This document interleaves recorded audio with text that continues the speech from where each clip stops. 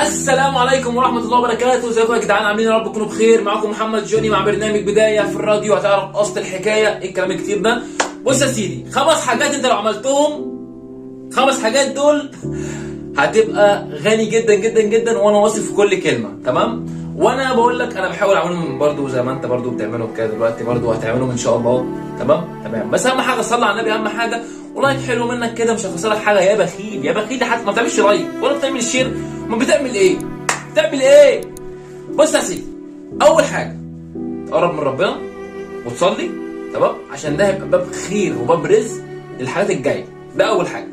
طب تاني حاجه، انك انت المايند سيت بتاعتك اللي هو البطاطسايه دي، البتنجانيه المخلله دي، لازم تتعلم حاجه كويسه. تمام؟